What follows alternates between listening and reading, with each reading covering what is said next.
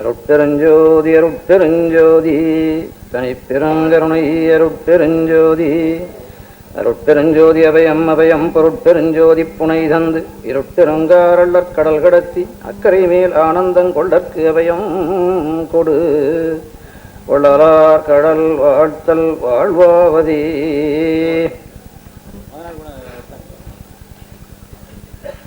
விழாநாயகராக திகழ்கின்ற கௌமாரமடம் சுவாமிகளுடைய பொன்னார் திருவடிகளை வணங்கி,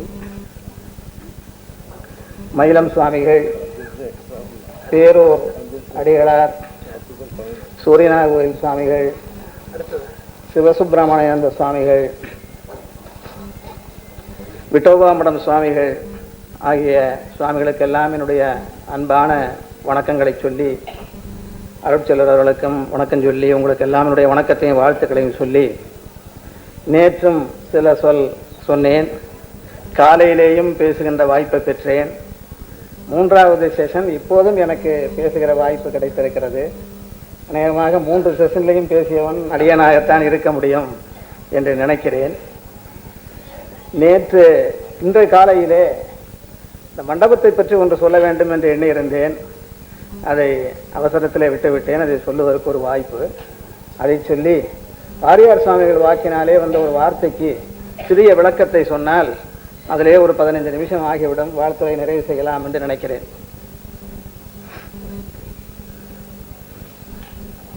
பனையை பற்றி நேற்று பல விஷயங்களை சொல்லியிருக்கிறார்கள் என்பது, முந்தா நாளே பல விஷயங்களை சொல்லியிருக்கிறார்கள் என்பது நேற்று தான் எனக்கு தெரிந்தது. முதல் நாள் வந்திருந்த பேரை நான் பெற்றிருந்தால் எனக்கும் அது தெரிந்திருக்கும். சோழ நாட்டுக்கு உரியது ஆத்தி. சோழ மன்னன் ஆத்தி மாலை அணிபவன். பாண்டிய நாட்டுக்கு உரியது வேம்பு. சேர நாட்டுக்கு உரியது பனை. எனவே பழைய சேர நாட்டினுடைய பகுதியாக இருக்கிற இந்த நாட்டிலே இந்த சேரநாட்டு மடத்திற்கு பனைமரத்தாலே முற்றிலும் ஆன ஒரு மண்டபம் பொருத்தமான மண்டபம் என்று கருதலாம். ஒன்று. இன்னொன்று, நேற்று சொல்லுகிற போது 36 தத்துவங்கள் என்று சொல்லி, அதுதான் ஆன்மீகத்தினுடைய ஒரு எல்லை, அதற்கு மேலே தத்துவம் இல்லை. பிருதிவி முதல் சிவம் ஈராக 36 தத்துவங்கள் என்று சொன்னேன். 36 கால் மண்டபமாக இந்த மண்டபம் அமைந்திருக்கிறது.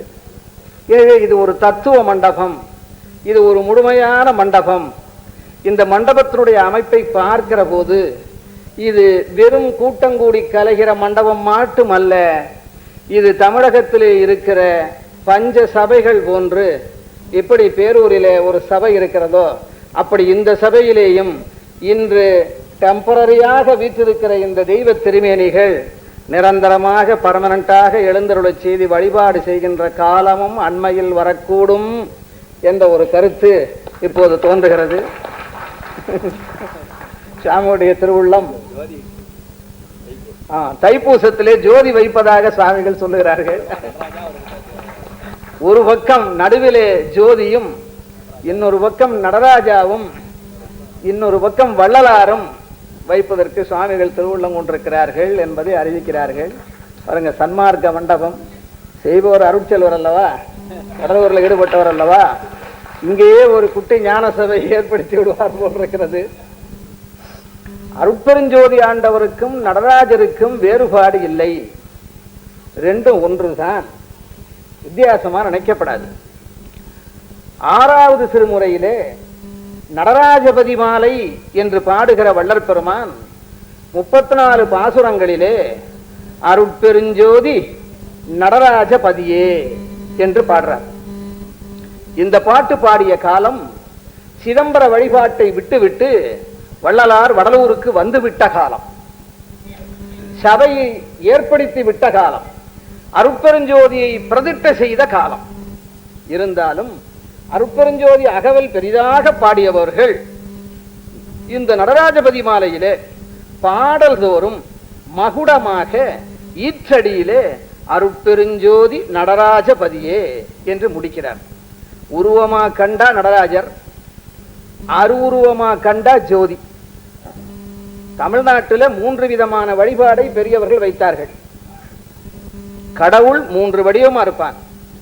உருவமாக இருப்பான், அருவமாக இருப்பான், உருவும் அருவும் கலந்ததாக உரு அருவாக இருப்பான்.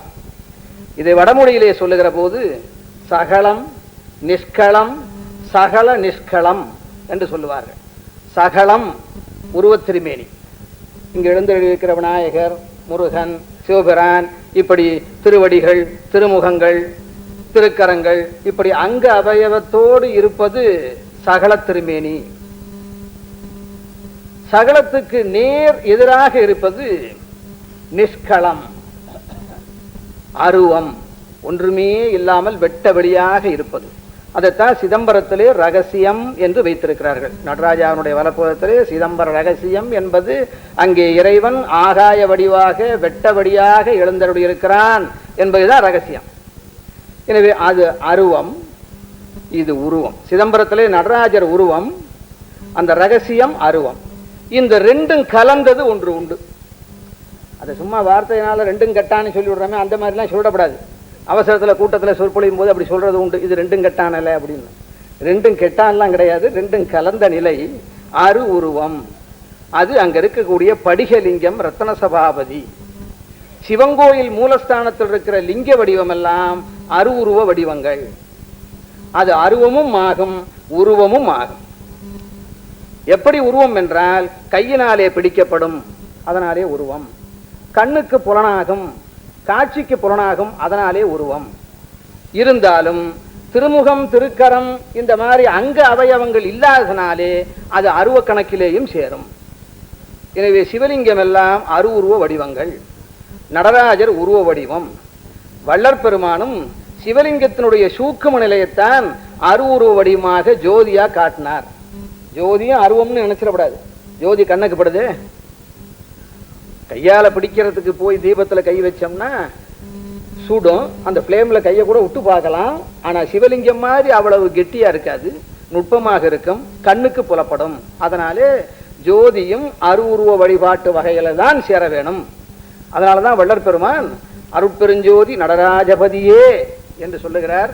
அப்படி ஒரு பக்கம் நடராஜரையும், நடுவிலே ஜோதியையும், ஒரு பக்கம் வள்ளலாரையும் தைப்பூசத்திலே ஏற்றுக்கொள்ள போகிற, எழுந்தருள போகிற இந்த சபை தமிழ்நாட்டிலே 50 சபைக்கு மேலே ஒரு 6வது சபையாக விளங்கு இருக்கிறது என்பதை சொல்லி, இனி ஒரு பெரிய வார்த்தையை சொன்னார்கள். பொருத்தமான வார்த்தை என்று எல்லோரும் சொன்னோம். நமது விஸ்வ இந்து பரிஷத்தினுடைய பொதுச் செயலாளர் வேதாந்தம் கூட பேசுகிற போது அதைத்தான் சொன்னார். காலையில் என்னுடைய உரையிலேயும் அதை சொன்னேன். ஜீவன் முத்தர் என்று வாரியார் வாக்கினாலே வந்தது என்று. ஜீவன் முத்தர் என்ற சொல்லுக்கு என்ன பொருள் என்பது மேடையிலே பல பேருக்கு, துறவிமார்களுக்கு தெரிந்திருக்கலாம், அவையிலே கூட பல பேருக்கு தெரிந்திருக்கலாம். ஆனால் மிக பலருக்கு இது தெரியாமல் இருக்கலாம். இது கொஞ்சம் முத்துனது போல் இருக்குது, இந்த ஜீவன் ரொம்ப முத்தி போச்சு போல் இருக்கு. 50 இருந்தது, 60 கொஞ்சம் முத்தி போச்சு போல் இருக்குது, வயசாயிடுச்சு. 60 முத்தி போச்சுன்னு சொல்றான், 70 எல்லாம் பழம்னு சொல்லுவாங்க போட்டிருக்குது, 80 பழம்னு சொல்லுவாங்க போட்டிருக்குது. முத்தல் பழம் அப்படி நினைக்கக்கூடாது. எனவே ஜீவன் முத்தி, ஜீவன் முத்தர் என்ற தொடர் பொருளை ஒரு 5 நிமிஷம் விளக்கினால் என்னுடைய வாழ்த்துறை நிறைவு பெறும் என்று நினைக்கிறேன். உங்களுக்கு முத்தின்னா தெரியும், அது ஜீவனோட சேரும் போதுதான் அது ஒரு பரிபாஷை சொல்லாக, ஒரு டெக்னிக்கல் டேர்ம் மாதிரி, ஒரு கலை சொல்லாக விளங்குகிறது. ஜீவன் முத்தி நிலை. ஜீவன் முத்தி நிலைக்கு சொல்லுகிற போது அதுக்கு முன்னமேயே பொதுவான முத்தி என்பது இன்னது என்று சொல்ல வேணும். முத்தி, வீடு வேறு, மோட்சம், இதெல்லாம் ஒரு பொருள் சொற்கள். மோட்சம் என்றாலும், வீடு வேறு என்றாலும், முத்தி என்றாலும் ஒன்றுதான். விடுதலை, வீடு பேறு, விடுதல் பெறுதல், உலக பந்தங்களை விடுதல், பேரின்பத்தை பெறுதல். ஒன்ன விடுறது, இன்னொன்னு பெறுவது. விடுதல் பெறுதல், இது ரெண்டும் சேர்ந்துதான் வீடு பேறு என்று வந்தது. இதை முத்தி, சித்தி என்று 2 வார்த்தையிலே கூட வள்ளற் பெருமான் விளக்குகிறார். முத்தியிலே சிறப்பாக 2 முத்திகள், காலத்துக்கு பிறகு அடைகிற முத்திகள் சொல்வது உண்டு. ஒரு முத்திக்கு பதமுத்தி என்று பெயர், இரண்டாவது முத்திக்கு பரமுத்தி என்று பெயர். பொதுவா நாம் நினைக்கிறோம் உடல் இறந்து போன பிறகு உயிர் முத்தி பெறும், இது பொதுவா நாம் சொல்லுவது. அப்படி முத்தி பெறுகிற ஆன்மாக்கள் உயிர்கள் ரெண்டு வகையான முத்தியை பெறும். பதமுத்தி என்பது ஒரு டெம்பரரியானது. இந்திரபதம், விஷ்ணு பதம் கூட உண்டு, பிரம்மபதம் கூட உண்டு. தேவார பாட்டில் ஒரு தொடர் வரும், 100 கோடி பிரமர்கள் நொந்தினார் 4000 கோடி நாரணர் அங்கனே. 100 கோடி பிரம்மாக்கள் நொந்தினார்னா செத்து போட்டார்கள், 4000 கோடி நாராயணர் அங்கனே. இது தேவாரம். வள்ளலார் கூட பாடுவார், எண்ணிறந்த பிரமர்களும் நாராயணர்களும் எண்ணிறந்த ருத்ரர்களும் இறந்து இறந்து போய்விட்டார்கள் வள்ளலார் பாடுவார். இது சன்மார்க்கிடும்போது ரொம்ப பெருசா சொல்லுவார்கள், என்ன பிரம்மா விஷ்ணு சிவெல்லாம் செத்து போட்டதா வரலாறு பாடுறார் அப்படின்னு. வள்ளலார் பாடுறது ஒன்றும் புரிசல்ல. 100 கோடி பிரமர்கள் நொந்தினார் 4000 கோடி நாராயணன் அங்கனே அப்படின்னு பாடியிருக்கார்கள். மூவரே பாடியிருக்கார்கள் தேவாரத்தில். அப்படி பிரம்மா விஷ்ணு எல்லாம் செத்து போவானா? 4000 கோடி நாராயணன் இருப்பானா? நம்ம ஊர்ல நாராயணன் அந்த சபையில் எத்தனை பேர் எழுந்துச்சு கை தூக்குவார்கள்? ஏதோ 100 நாராயணன் இருப்பார்கள், 10 நாராயணன் இருப்பார்கள். இந்த மாதிரி தேவலோகத்திலையும் நாராயணன் 1000 கோடி பிரம்மாலாம் இருக்கானான்னு கேட்டா அவர்கள்லாம் பதவி தேவர்கள், இப்ப புண்ணியம் பண்ணவர்கள். இப்ப பகீரதன் மாதிரி ஒருத்தர் இருக்கார், நம்ம சீட்டு நிதி சக்கரவர்த்தி மாதிரி இருக்கிறார், ரொம்ப புண்ணியம் பண்ண ஆத்மாக்கள். இந்த ஆத்மாக்களுக்கெல்லாம் அடுத்த ஜென்மத்தில் முத்தி கொடுக்காதுன்னா ஒரு பதவி கொடுப்பான், ஒரு பொசிஷன், ஒரு பதவி, ஒரு இந்திர பதவின்னு கொடுத்தான்னு வைங்க. அந்த இந்திர பதவியை ஒரு அனுபவிப்பார்கள். இந்திர பதவியை கொடுத்த உடனே வெள்ளை யானையை கொண்டான்னு கேட்கப்படாது. அந்த வெள்ளை யானை ஒரிஜினல் இந்திரனுக்கு தான். உடனே இந்திராணியை கொண்டு வந்து நமக்கு எதுக்கு ஆட விடுன்னு கேட்கப்படாது. அந்த இந்திராணி அவன் ஒரு ஒரிஜினல் இந்திரனுக்கு தான், அந்த வெள்ளையான அந்த இந்திரனுக்கு தான். இந்த சோமனி இந்திரர்கள் ப்ரமோஷன்ல இங்கிருந்து அணுக்கள் போய் ஆத்மாக்கள் இந்திர பதவி கொடுக்குறானே, இவங்கெல்லாம் ஒரு 1000 வருஷத்துக்கு 500 வருஷத்துக்கு 50 வருஷத்துக்கு 100 வருஷத்துக்கு அந்த பதவியை அனுபவிச்சுட்டு ரிவர்ஷன்ல இங்க வந்துடுவார்கள். பூலோகத்துக்கு வந்து சுந்தரசாமியா பரப்பார்கள். ஒரு 13 வயசு 12 வயசு பக்குவத்துல சிற்றில் கட்டி விளையாடும் போதே, அவருக்கு பிள்ளைத்தமிழ் பாடினா சிற்றில் பருவம்னு பாடாம சிறுகோயில் பருவம்னு பாடுங்கிறது இப்ப இயற்கை மருத்துவர் சொல்றதுனால தெரியுது. ஏன்னா சிற்றில் பருவம்னு ஆண்பால் பிள்ளைத்தமிழ்லையும் உண்டு, பெண்பால் பிள்ளைத்தமிழ்லையும் உண்டு. சிறு குழந்தைகள் மணல் வீடு கட்டி விளையாடுகிற பருவத்தை பாடுறது சிற்றில் பருவம். ஆனா சுவாமிகள் அந்த சிற்றில் பருவத்திலே மணல் வீடு கட்டி விளையாடல, மணல் கோயில் கட்டி விளையாண்டார் போல் இருக்கு. அது பூர்வ ஜென்ம தொடர்பு. அதனாலதான் இப்ப கற்கோயிலா கட்டுகிறார்கள், திருப்பணி செல்வரா விளங்குகிறார்கள். இப்படி எத்தனையோ பதவிகள்ல இருந்து பதவி தேவராக இருந்து கடைசியா பர்மனன்ட் முத்தியை பெறுவதற்காக வர்ற பிறப்பு இருக்கே, அந்த பிறப்புக்கு பேர் தான் சாமுசித்தர்னு பேர். பிராகிருதர், வைநைகர், சாமுசித்தர் என்று 3 வகை ஆத்மாக்கள்ல உண்டு. சிவஞான போதத்தில் அதை சொல்லுகிறார்கள். அதை ரொம்ப விளக்கமா தமிழ்ல நல்லா சொல்றவர் சூரியனார் கோயில் ஆதீனம் சிவாக்கர யோகியா அதுக்கு நல்ல உரை எழுதியிருக்கிறார். சூரியனார் கோயில் சன்னிதானம் இங்க வந்திருக்குது. அவர் எழுதுறார், பிராகிருதர் என்பவர் இந்த கண்டதே கோலம் என்று, கண்டதே காட்சி கொண்டதே கோலம் என்று உலகியலிலேயே ஈடுபட்டிருக்கவர்கள் பிராகிருதர். அது சாதாரண ஒரு மனுஷன், ஒரு ஆன்மாவுக்கு பிராகிருதன், உலகியலான். அதுக்கு மேலே இறைவன் எப்படிப்பட்டவன், நாம் எப்படிப்பட்டவர்கள் என்பதை ஆராய்ந்து ஆன்மீக வாழ்க்கையிலே ஈடுபடுபவர்கள் இருக்கிறார்களே, அவர்கள் வினயசீலர். அந்த வினயசீலர்களைத்தான் வைநயிகர் என்று சொன்னார்கள். இந்த 2க்கும் மேலே பூர்வ ஜென்மத்திலேயே சரியை, கிரியை, யோகம் இது 3ஐயும் முடித்து இப்போது ஞானத்திலேயே நிற்பதற்காக வந்த ஒரு பிறவி இருக்கிறதே, அதுதான் சாமுசித்தராகிய பிறவி. அந்த பிறவியிலே பிறந்தவர்கள்லாம் குழந்தை ஞானிகளாக இருப்பார்கள். சைல்டு ஜீசஸ்னா ரொம்ப பிரமாதமா தெரியுது. சைல்டு ஞானசம்பந்தர் இன்னும் ரொம்ப சின்ன வயசு, அது ஒன்றும் யாரும் இங்கிலீஷில் சொல்லுவார் இல்லை. அதை விட மெய்கண்டார் 2 வயசு முடியுது. நம்ம ஞானிகள்லையே சமயாச்சாரியர்களையும் முதல்வர் குழந்தை ஞானி ஞானசம்பந்தர், சந்தான கூறவரில் இருக்கிற மெய்கண்டாரும் குழந்தை ஞானி. அதனால இந்த சைல்டு ஜீசஸ் ஒரு பக்கம் இருக்கட்டும், சைல்டு ஜீனியஸே நம்ம நாட்டுக்குன்னு பிறந்தது தான். இங்கே ஞானம் எல்லாம் நரைச்சா வர்றதில்லை. முதலாழ்வார்கள் 3 குழந்தை ஞானிகள். அதனாலே இந்த குழந்தை பருவத்திலேயே ஞானத்தை பெறுவது என்பது இந்த தமிழ்நாட்டுக்கு மண்ணுக்கு உள்ள பக்குவம். அதனாலேதான் மாதவம் செய்த தென்திசை, தேசமெல்லாம் விளங்கிய தென்திசை என்று இந்த தென்திசையை சேக்கிழார் பெருமான் பாராட்டுகிறார். அப்படி குழந்தை பருவத்திலேயே அவர்கள் ஞானத்தை பெற்றார்கள். இப்படி பெற்று வாழ்ந்து காலத்துக்கு பிறகு பர்மனண்டா ஒரு முத்தி அடைகிறது இருக்கே, அதுக்கு பரமுத்தின்னு பேர். பதமுத்தி அடைந்தவர்கள் சில பதவிகளிலே தேவர்களாக இருப்பார்கள். அந்த அதிகார காலம் முடிந்த உடனே மண்ணில் மேல் மீண்டும் பிறந்து வருவர். அதனால தேவலோகத்திலிருந்து டைரக்டா முத்தி கிடையாது. தேவலோகத்துல கொஞ்ச நாள் பதவியில இருந்தாலும் பூலோகத்துல வந்துதான், அதான் மாணிக்கவாசகர் மண்ணின் மேல் மீண்டும் வருவருங்கிறார். இங்க வந்துதான் இந்த பூலோக வாழ்க்கையிலிருந்து பரமுத்தியை பெற வேணும். எனவே பதமுத்தி என்பது மீண்டு வருவது. பரமுத்தி, பதம் பரம், பானா தானா பானா ராணா. பரமுத்தி என்பது மீண்டு வாரா வழியருள் புரிபவன். அது மீண்டு வாரா வழி, அதுதான் ஒரிஜினல் முத்தி. இப்ப முத்தியில 2 பார்த்தோம், பதமுத்தி பரமுத்தி. இது 2மே ஆன்மா இந்த உடம்பை விட்டதுக்கு பிறகு அடைவது.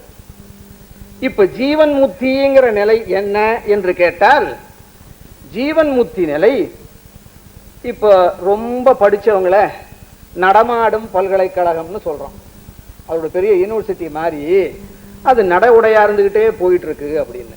அது மாதிரி முத்தி பெறுகிற ஆன்மாக்கள் இந்த உடம்பு தான் இருக்கு. ஆணவம் போயிடுச்சு, மாயை போயிடுச்சு, கர்மம் போயிடுச்சு. இந்த ஜீவன் சுத்தமாக இருக்கிறது. பூலோகத்தில் இந்த உடம்போட இருந்து கொண்டு கோயம்புத்தூர்ல கௌமார மடத்துல மடாதிபதியா இத்தனை பேருக்கு நடுவில் இந்த உடம்போடவே இருந்து கொண்டு அந்த முத்தி நிலையிலே வாழ்கிறதற்கே அதுதான் ஜீவன் முத்தி. ஹெவன் அப்பான் தி எர்த் அப்படின்னு சொல்றாங்க. இங்கேயே செத்து அடைகிற முத்தி இல்லை.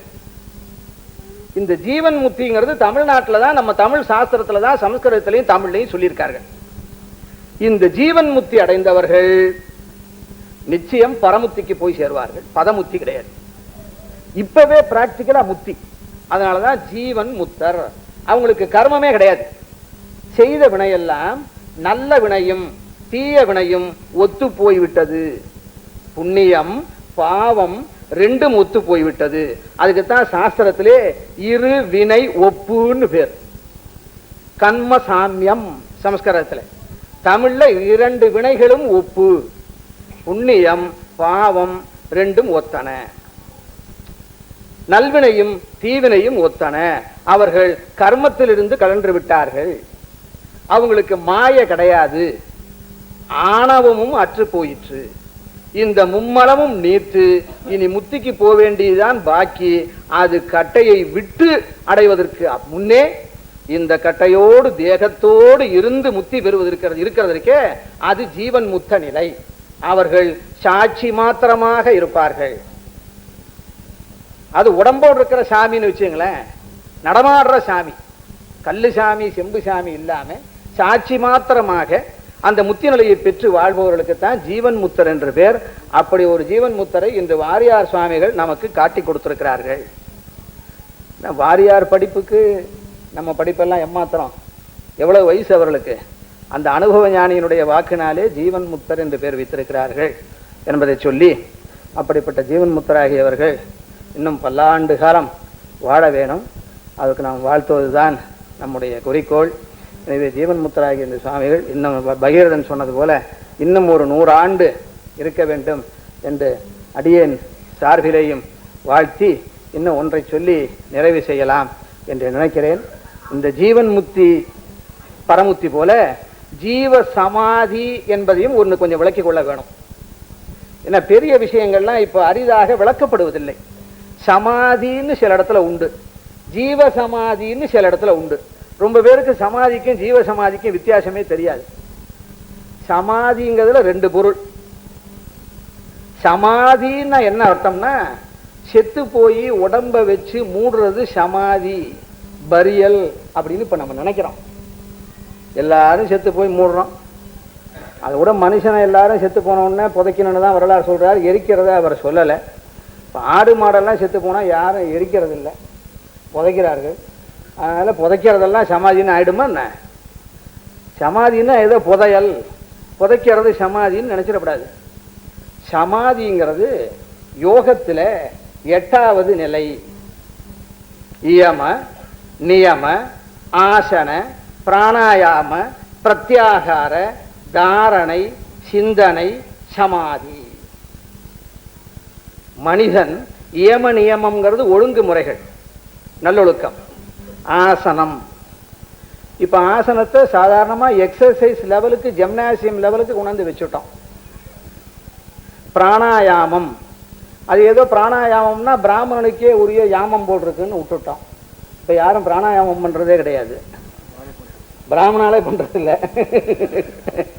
அதாவது பிராணாயாமம் பிரத்யாகாரம் தாரணை சிந்தனை சமாதி என்று சொல்லி அந்த மனம் அடங்கிய நிலை, புலன்களும் மனமும், ஐம்புலனும் மனமும் அடங்கிய நிலைக்கு சமாதி நிலை, அடங்கியான் நிலை என்று பெயர். அந்த நிலை அடைவதுதான் சமாதி.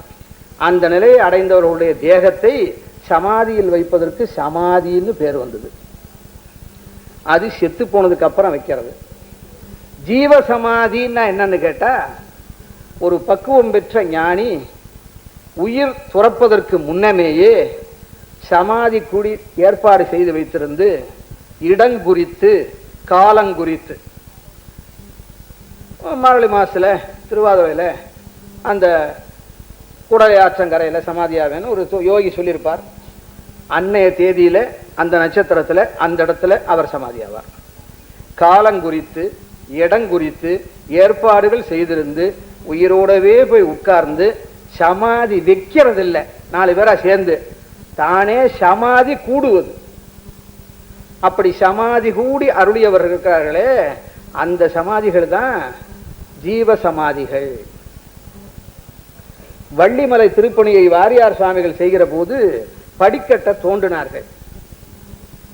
படிக்கட்டை தோண்டும் போது பழைய படிக்கட்டிலிருந்து புகை வந்துதான். அது என்ன புகைன்னு சோதிக்கிற போது சாம்பிராணி புகை, எந்த காலத்திலேயோ போட்ட புகை உள்ளே சூழ்ந்து இன்னும் இருந்து கொண்டிருந்ததான். இன்னும் கொஞ்சம் தோண்டினால் ஜீவ சமாதியாக தெரிந்துதான். அதனால படியை அப்படியே மூடி அந்த இடத்துல மட்டும் எளிதா வேலை செஞ்சு மூடினார்கள்னு வரலாறு. அப்படி பல மலைத்தலங்களிலே பல ஆற்றங்கரைகளிலே எல்லாம் ஜீவ சமாதிகள் உண்டு. எனவே ஜீவன் முத்தர் என்ற நிலையும் ஜீவ சமாதி என்ற நிலையும் இறந்து பெறுவதல்ல, இவ்வுலகத்திலேயே பெறுவது என்று சொல்லி, அதில் ஜீவ சமாதி என்பது அடைகிற நிலை, ஜீவன் முக்தி என்பது இருக்கிற போதே பெறுகிற இந்த நிலை, அந்த நிலையை நமது சுவாமிகள் பெற்றிருக்கிறார்கள். ஜீவன் முக்தர் சுவாமிகள் வாழ்க என்று சொல்லி வள்ளற் பெருமான் இந்த பஞ்சகவியத்தை பற்றி ஒரு வார்த்தை சொல்லுகிறார். அதை சொல்லி நிறைவு செய்யலான்னு நினைக்கிறேன். வள்ளற் பெருமான் ரொம்ப புது விஷயங்கள் தான் சொல்லியிருப்பார் அப்படின்னு நினைச்சிருப்பார்கள். பஞ்சகவியம் தமிழ்நாட்டிலேயே உள்ள பெரிய விஷயம். அதை இன்னைக்கு அருமையா நம்முடைய இயற்கை மருத்துவர் சொன்னார்கள். வள்ளற் பெருமான் உபதேசத்தில் பஞ்சகவியத்தினுடைய பயனை சொல்லுகிறார். கோமயம் பிருதிவி சுத்தி. இப்ப கோமயம்னு சொன்னா சில பேர் பசுமாட்டு மூத்திரம்னு நினைக்கிறார்கள். தமிழரை தூக்கிட்டு கோமயம் பிடிச்சிட்டு வரேங்கிறான். அது கோமயமும் இல்லை, கோமியமும் இல்லை. கோமயம் என்பது சாணம், அது மண்ணை சுத்தி பண்ணும் பிருதிவி சுத்தி. கோ ஜலம், பசுனுடைய மூத்திரம், அது ஜல சுத்தி பண்ணும், 2வது பூதத்தை சுத்தி பண்ணும். அதுக்கப்புறம் பால், கோச்சீரம் அக்னி சுத்தி. இது உங்களுக்கு நல்லா தெரியும். பாலை சாப்பிட்டா சூட்டை தணிக்கும், அக்னி சுத்தி. அதுக்கப்புறம் கோததி தயிர். ததின்னா எல்லாருக்கும் புரியாது, ததியாராதனம்னா எல்லாருக்கும் புரியும். தயிர் சாதம் மத்தியானம் எல்லாருக்கும் ததியாதாரணம் நடந்தது. ததின்னா தயிர். கோததி அது வாயு சுத்தி. வாயு கோளாறு உடம்புல ஏற்பட்டிருப்பதை தயிர் போக்கும். அதற்கப்புறம் கோ மயமாச்சு, கோ ஜலமாச்சு, கோ சீரம் பாலாச்சு, கோததி தயிராச்சு, கோ கிருதம் நெய். அது ஆகாய சுத்தி. அது ஆகாயத்தை சுத்தி பண்ணும். அதனாலதான் ஓமத்துல நெய்ய விடுறான். ஓமத்துல நெய்ய விட்டா அது ஸ்பேஸ சுத்தி பண்றது, ஆகாயத்தை சுத்தி பண்றது. இத வள்ளற் பெருமானே சொல்லியிருக்கிறார். உபதேச பகுதியிலே இருக்கிறது. நான் திருவருப்பா உருடை பகுதியை பதிப்பித்திருக்கிறேன். அதில் புட்நோட்டோடு இதை பதிப்பித்திருக்கிறேன். அதை விவரமாக எடுத்து சொல்ல இயற்கை மருத்துவருக்கு என்னுடைய நன்றியை தெரிவித்துக் கொண்டு இந்த அளவிலே உங்கள் எல்லோருக்கும் மீண்டும் என்னுடைய